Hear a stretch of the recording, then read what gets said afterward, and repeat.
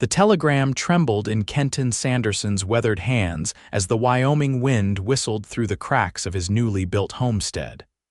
Arriving Thursday, Sarah Wilcox. Just 3 words that would change his life forever. He'd spent his last dollars on this mail-order bride arrangement, desperately hoping for a companion to help manage his struggling ranch outside Wheatland, Wyoming. What he hadn't expected was the woman who now stood before him, nearly 6 feet tall and built like she could wrestle a steer to the ground without breaking a sweat. "Mr. Sanderson?" Her voice was softer than her appearance suggested, a strange contrast to her imposing figure. Kenton, standing at 5'8", had to crane his neck slightly to meet her eyes. "Miss Wilcox," he managed, his hat clutched in his hands. I must admit, you're not exactly what I was expecting." The woman's face fell, her blue eyes clouding with familiar disappointment. "I see. Well, I suppose this wouldn't be the first time. I can return on tomorrow's train if you'd prefer." But something stopped Kenton from agreeing. Perhaps it was the weariness in her eyes, or maybe it was the way she squared her shoulders like someone who had been fighting the world her entire life. Whatever it was, the words that came out of his mouth surprised even him. "You're exactly what I need," he said firmly. "Welcome to Wheatland." Sarah Wilcox had heard many things in her 24 years of life, but never those words. She studied the man before her, lean and wiry, with kind eyes the color of prairie grass after rain and sun-browned skin that spoke of long days working outdoors. His hands were calloused, his clothes well-worn but clean. He wasn't what she had expected, either no drunkard or decrepit old man desperate for a nurse rather than a wife. "You don't have to say that," she said cautiously. "I know what I look like." "And what's that?" Kenton asked, genuinely curious. "Too big, too strong, not feminine enough." She recited the words like a painful litany she'd heard too many times before. Kenton surprised her by laughing. "Miss Wilcox, do you have any idea what it takes to run a ranch in Wyoming territory? I've been trying to do it alone for 3 years, and I'm barely keeping my head above water. I don't need a dainty flower who'll wilt in our first winter. I need a partner," he gestured toward the wagon. "Let me help you with your things. The house isn't much yet, but it's solid. I built it myself." Sarah hesitated, then allowed him to take her smallest bag while she hefted the larger trunk with ease. She noticed how his eyebrows rose in appreciation rather than disapproval. "It's 1878, he said as they walked toward the modest cabin. "The railroad's been through for a decade, but out here, we're still building everything from scratch. Every strong back matters." The cabin was indeed simple, but surprisingly well crafted. A single large room with a stone fireplace, wooden floors that had been sanded smooth, and windows that actually had glass panes. A curtain sectioned off what she assumed was the sleeping area. "I can sleep in the barn until after the wedding," he said, noting her glance toward the single bed. "That is, if you still want to go through with it." Sarah set her trunk down carefully. "Mr. Sanderson, Kenton, please." "Kenton, I should be honest with you. The other men who arranged for brides, they sent me back, said I'd been misrepresented. They wanted someone smaller." "Their loss," Kenton said simply. "Are you hungry? I'm not much of a cook, but I've got venison stew that's edible." By the time they'd shared the meal, and Kenton had shown her around the modest property, a small barn with 2 horses, a milk cow, some chickens, and a vegetable garden struggling against the Wyoming climate, Sarah began to believe he might actually mean what he said. "The wedding can be on Saturday," Kenton explained as the sun began to set. "Pastor Williams comes through town every other weekend, or we can wait if you'd prefer more time." Sarah considered this. She'd come all this way with few prospects back home in Pennsylvania. Her father had been clear at 24. With her unusual height and build, she was unlikely to find a husband there. The mail-order arrangement had been her last hope. "Saturday is fine," she said finally. "But you should know, I'm not particularly skilled at cooking or sewing. My father's farm needed my strength more than my domestic abilities." Kenton grinned. I can cook well enough for both of us, and Mrs. Peterson in town can teach you anything you want to learn. What I need most is someone who can help me build this place into something real." That night, true to his word, Kenton slept in the barn. Sarah lay awake in his bed, listening to the unfamiliar sounds of Wyoming night and wondering if she had somehow stumbled into a dream. Morning came with a flurry of activity. Kenton was already up and working when Sarah emerged from the cabin, dressed in her practical work dress, her auburn hair tied back in a simple braid. "Good morning," he called from where he was mending a fence. "There's coffee on the stove and some johnny cakes if you're hungry." Sarah approached him after breakfast, watching how his lean muscles worked as he hammered a post into place. "What can I do to help?" she asked. Kenton looked up, surprise and pleasure crossing his face. "You're serious about wanting to work?" "I didn't come all this way to sit idle," she replied. That day set the pattern for their relationship. Sarah proved herself capable with the animals, especially the stubborn milk cow that had given Kenton nothing but trouble. Her height allowed her to reach things he struggled with, and her strength meant they could move forward on projects he'd been putting off. By Saturday, when they stood before Pastor Williams in the small Wheatland church, they had developed a comfortable rhythm together. The ceremony was brief, attended by a handful of Kenton's neighbors who looked at Sarah with undisguised curiosity. "Never seen a woman tall as you," Mrs. Peterson commented at the small gathering afterward.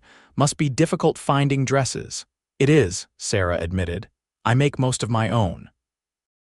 "Good thing you married a rancher and not a banker," the older woman said with a laugh. "You'll fit right in here. This land needs strong women." That night, when they returned to the cabin as husband and wife, the awkwardness Sarah had feared didn't materialize. Kenton was gentle and considerate, treating her body with reverence rather than the disappointment she'd come to expect.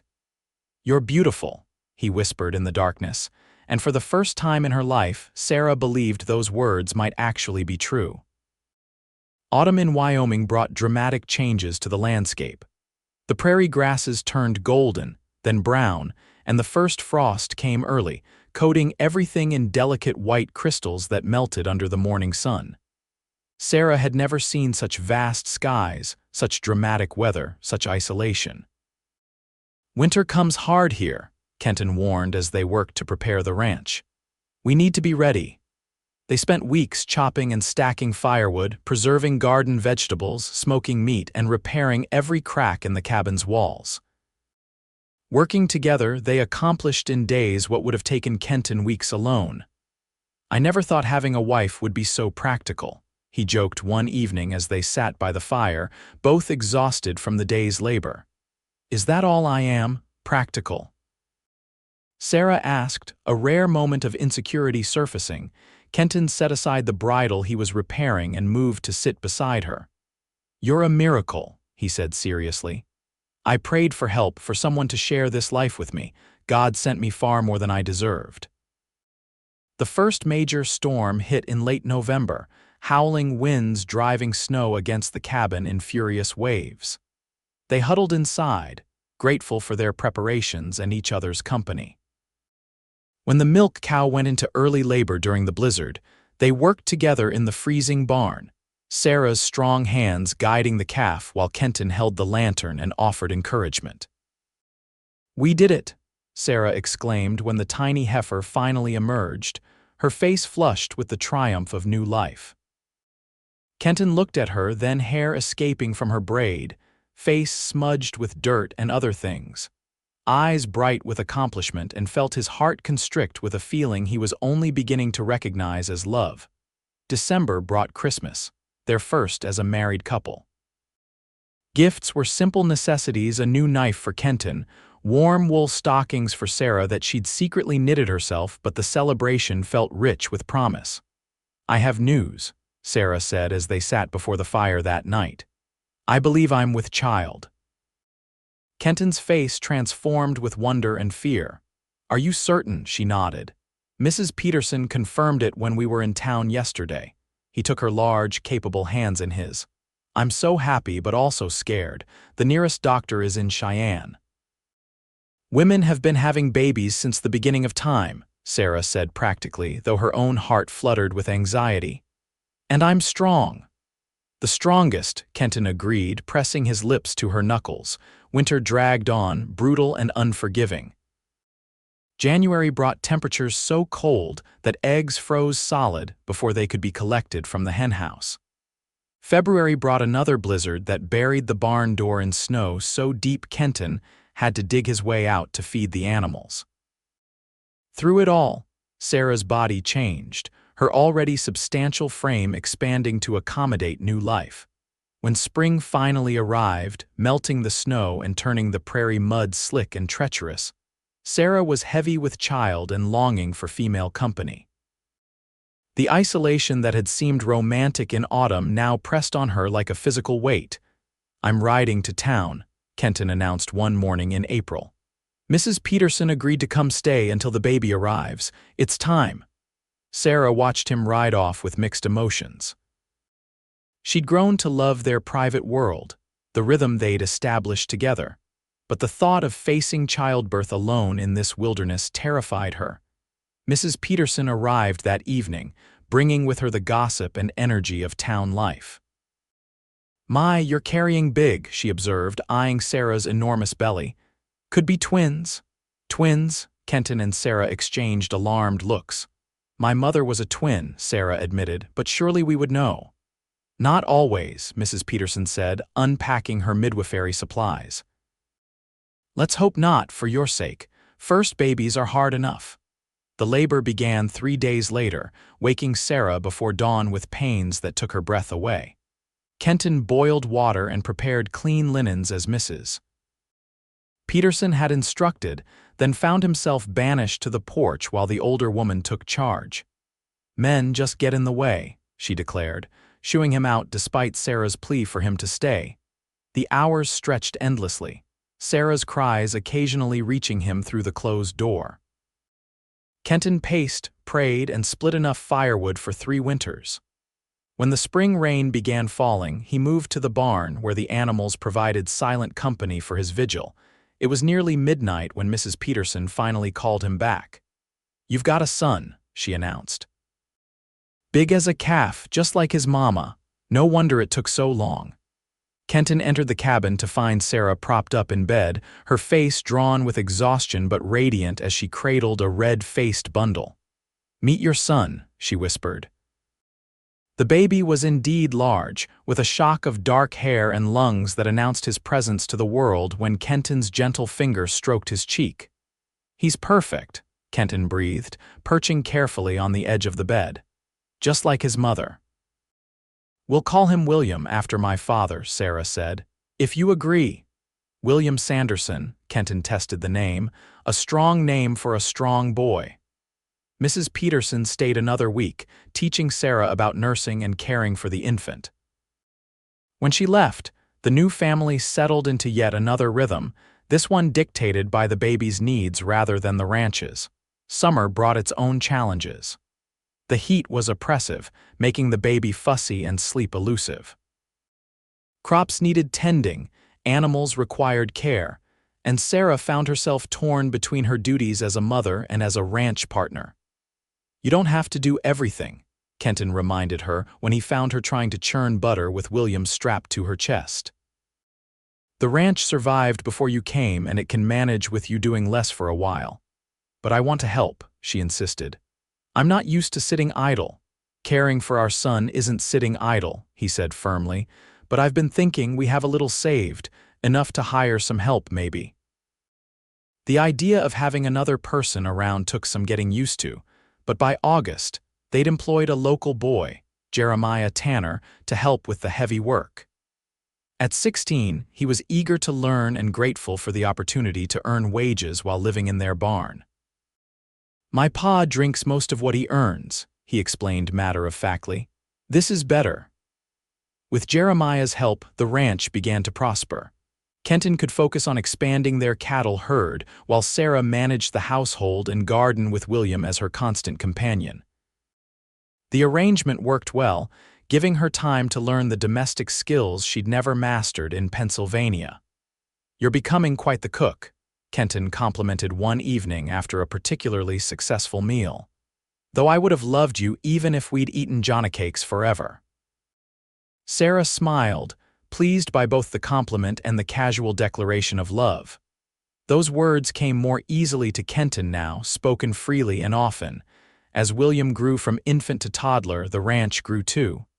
A second room was added to the cabin, then a proper kitchen. Kenton's cattle herd increased, and they added sheep. Sarah's idea, for the wool she was learning to spin and weave. Their second winter as a family was easier than the first. They were better prepared, more experienced, and the cabin was snugger with its improvements. William, now walking and beginning to talk, brought constant entertainment and challenges. "Papa up," he would demand of Kenton, who always complied despite his exhaustion after long days working. "He's going to be tall like you," Kenton observed one evening as they watched their son sleep. "And strong like his father," Sarah added. "I'm not strong like you," Kenton laughed. "Never was." "You're strong in all the ways that matter," she said seriously. "You saw me when no one else did." They celebrated their second Christmas with far more abundance than their first. Jeremiah joined them, adding his youthful energy to the festivities. When spring arrived, bringing new calves and lambs, Sarah shared news of another kind of new life. "Another baby," Kenton marveled, placing his hand on her still flat stomach. "Are you happy about it?" "Very," she assured him. "Though I hope this one is a bit smaller than William was."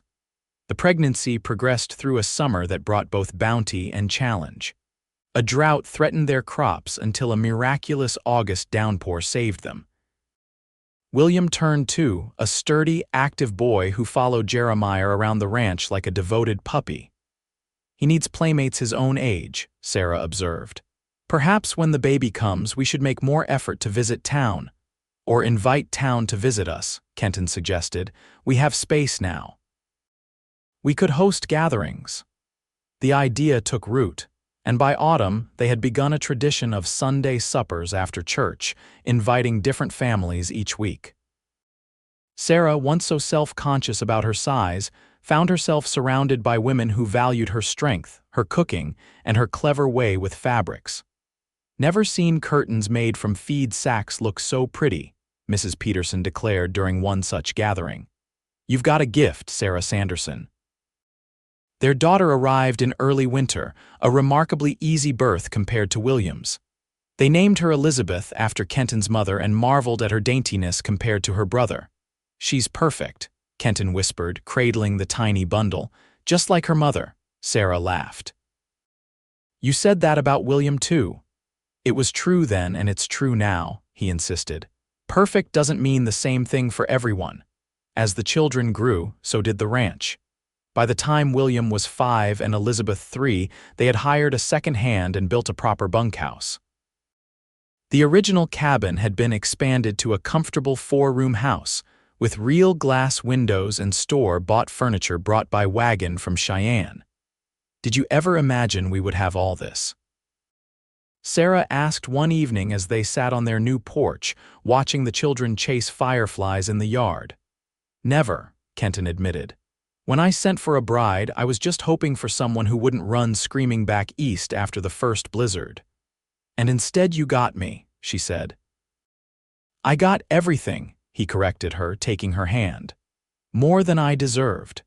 Their lives settled into the rhythm of seasons, marked by birthdays, anniversaries, and the constant growth of children and livestock.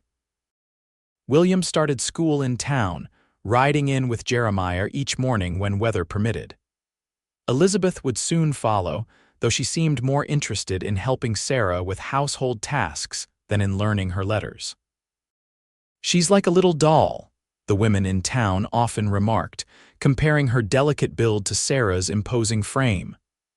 "Takes after her father's side," Sarah would reply, feeling no disappointment that her daughter hadn't inherited her unusual height. The 5th anniversary of her arrival in Wheatland found them prosperous and settled. The isolated homestead had grown into a proper ranch, with a reputation for fine wool and healthy cattle. Kenton, once barely scraping by, was now considered one of the more successful ranchers in the county.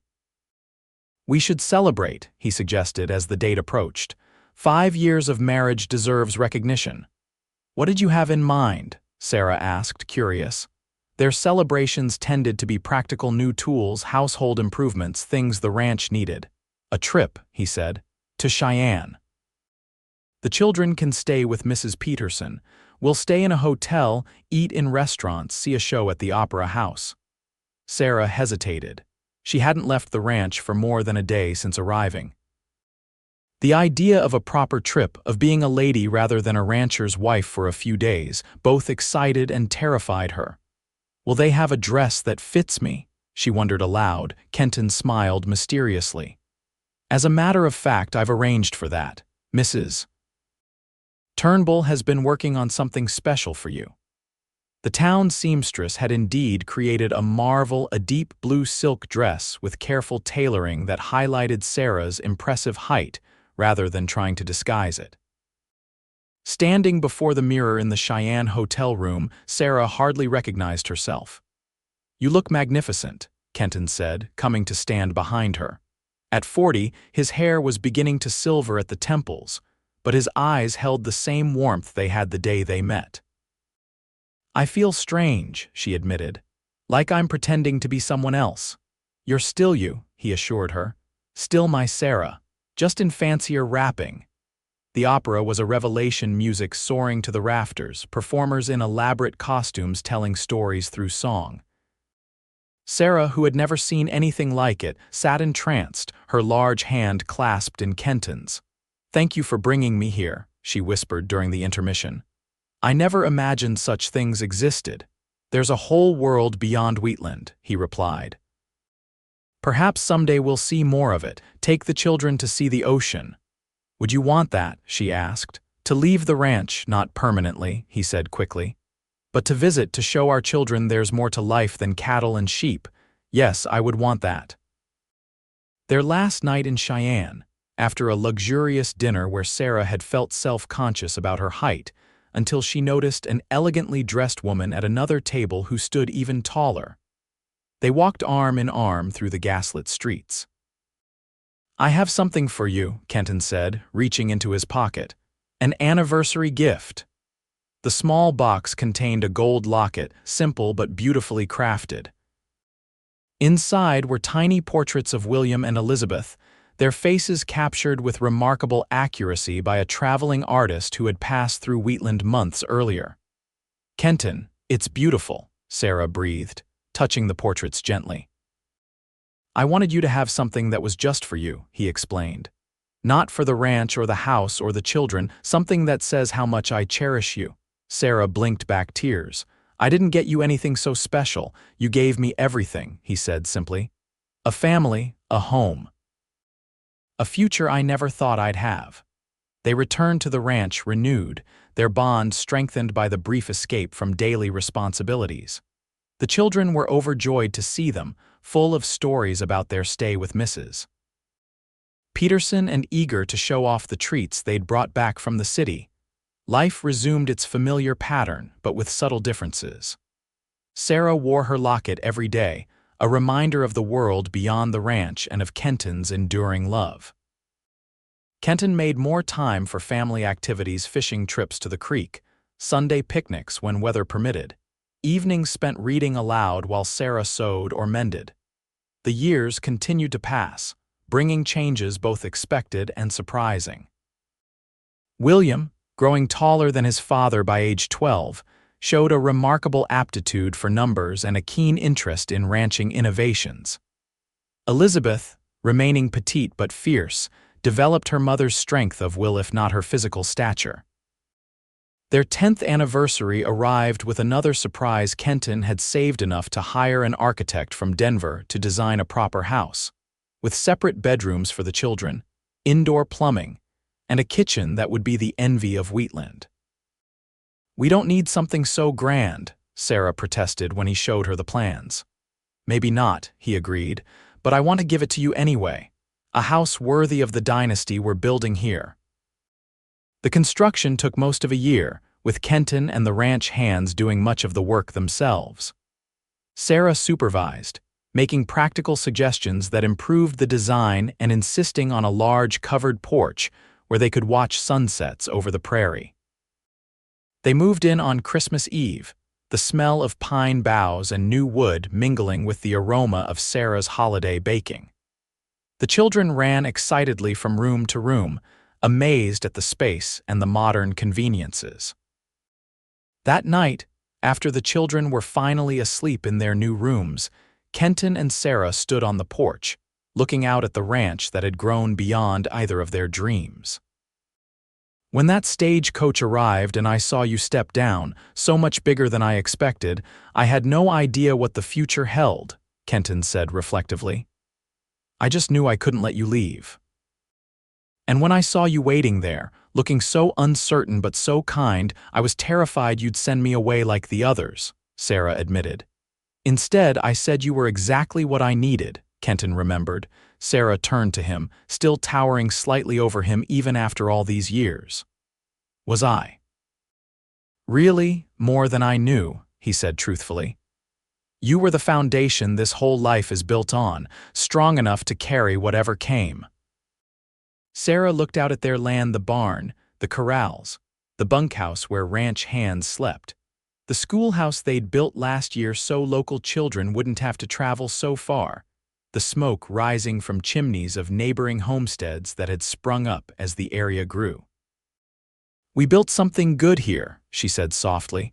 "We're not done building," Kenton replied, taking her hand. "Not by a long shot." And as the Wyoming stars blazed overhead, Sarah knew it was true.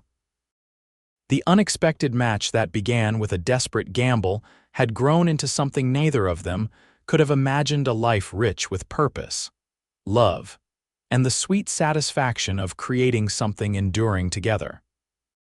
Whatever the future held, they would face it as they had faced everything else side by side, her unusual strength perfectly complementing his steady vision, creating a whole far greater than either of them alone.